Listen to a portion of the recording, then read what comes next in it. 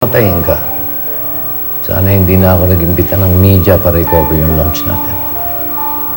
Look at this. Pinag-uusapan nila yung tungkol dun sa pagbagsak mo dahil sa sobrang kalasingan daw. Pasensya na po. Pero pag gusto ko lang linawin na hindi ako lasing.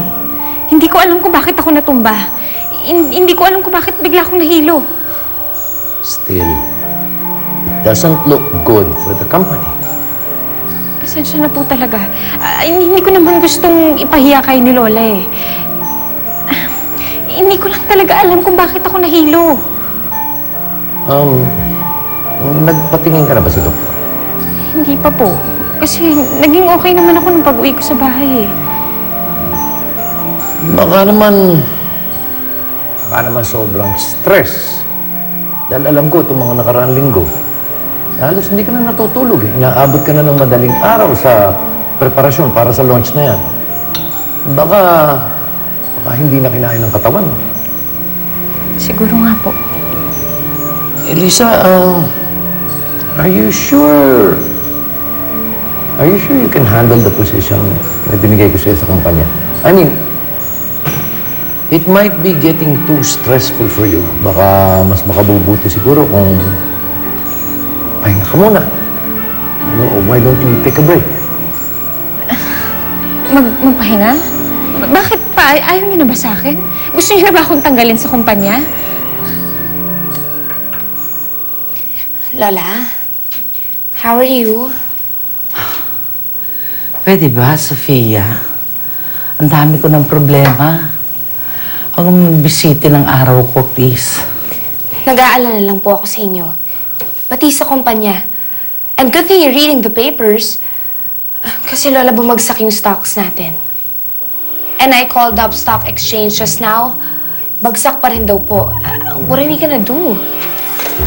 I'm sure Elisa can find ways para maiahon ng kumpanya natin. I hope so too. Kasi sayang naman yung naipundar nyo ni Daddy kung mauuwi sa wala. Sana nga meron siyang kapasidad na iangat tayong lahat. Baka lang kasi masyado tayong ka-expect kay Elisa. And who else can lead this company? You? Ha? You? Oh my goodness. Sofia, magpapalugi na ako ng kahit na konti. Hindi ko ipapamahala sa isang buitring tulad mo ang kumpanya ko. You understand? Now, if you'll excuse, please, leave me alone. Just get out. Sakit na ng ulo ko eh. Okay, Lola. I just came here because I'm really concerned. And I want to assure you that I will do anything to help you and Dad. Kahit na alam kong ayaw niyo ko dito. Just get out.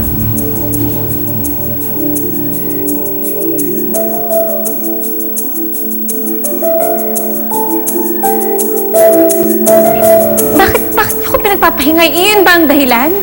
Kaya niyo ako pinagpapahinga? Elisa, anak, hindi sa ganun. Ang sa akin lang, gusto ko lang talagang makarecover ka sa nangyaring yun. And at the same time, para mabigyan din natin ng oras para mag-die down yung nangyaring yun sa launch. Maybe you can attend business school. Business school? Bakit hindi pa ba sapat lahat ng mga ginagawa ko para sa inyo? Para sa business natin? Kailangan ko pa bang pag-aralan kung paano magpatakbo ng negosyo? Not exactly, anak, pero who knows, baka may matutuhan kang bagong pamamaraan o bagong sistema na may apply mo para hindi ka sobrang nai-stress sa mga pangyayari. Alam mo ba si Sofia is a graduate of business school. Magkaiba kami ni Sofia pa. Magkakaiba yung paraan namin. Kaya please, wag niyo ako ikinukumpara dun sa babaeng yun. You don't have to be defensive, okay?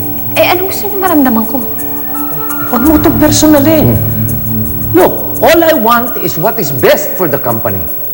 Ako rin naman eh. Halos lahat na nga ng oras ko eh, buong buhay ko binibigay ko na nga sa kumpanya eh. Halos wala na nga akong panahon para sa anak ko at sa pamilya ko eh. Kung ginagawa mo ng tama ang trabaho mo, eh di sana wala tayong hinaharap na ganitong sitwasyon.